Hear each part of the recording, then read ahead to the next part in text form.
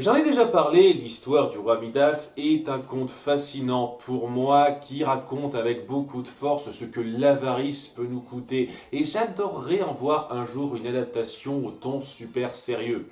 Malheureusement, on a majoritairement des cas très cartoon dans le ton où on appuie plutôt la comédie, le côté un peu déjanté de la chose et c'est exactement ce qu'on a aujourd'hui. Et qu'on soit bien d'accord, c'est très correct, on est quand même très loin de la qualité, entre guillemets, de l'épisode de la série Hercule, ça c'est sûr, hein. Mais ça reste, une fois de plus, une adaptation légère de ce que ça représente, et de ce fait, ça n'a pas autant d'impact que ça le pourrait en ce qui me concerne.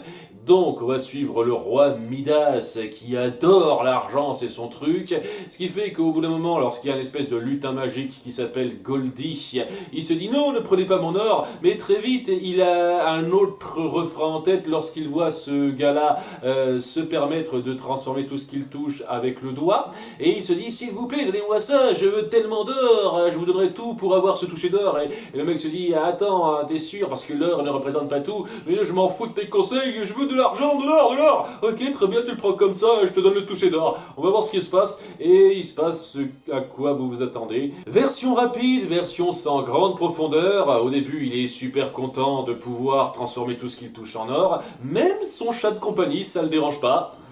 Un peu un connard le gars, et il sait pas forcément super carré la façon dont ça fonctionne. Parce que il peut toucher ses vêtements sans que ça les transforme en or, mais il peut se toucher une dent et la transformer en or. Donc voilà, la logique de comment ça fonctionne, c'est variable, hein. Mais bon, ce sont des détails visuels, pas énormes à dire ça. En tous les cas, il finira par se dire « Oh, bon, j'ai un petit peu faim, moi !» et se rendra compte que ça peut pas trop marcher à cause de ce qu'il fait. Et donc c'est le petit problème qui le fera reconsidérer la question dans une mise en scène efficace où on montre bien sa folie et certaines hallucinations assez fortes qui appuient bien ce qu'il risque de perdre avec ça, et ce qui fait qu'il revient sur sa parole et qu'il est prêt à tout lâcher pour pouvoir retoucher quelque chose qui ne se transformera pas en or pour pouvoir bouffer, et ça marche. À la fin c'est comme ça que ça se termine, il est content des choses simples et pas juste d'avoir de l'or partout. Voilà. C'est vraiment pas mal dans l'idée, une fois de plus, j'adore le concept, ça va un peu trop vite pour avoir un impact particulièrement fort. Parce que par exemple, à la fin, lorsqu'il se rend compte qu'il ne peut plus bouffer, ça se passe sur quoi, 45 secondes?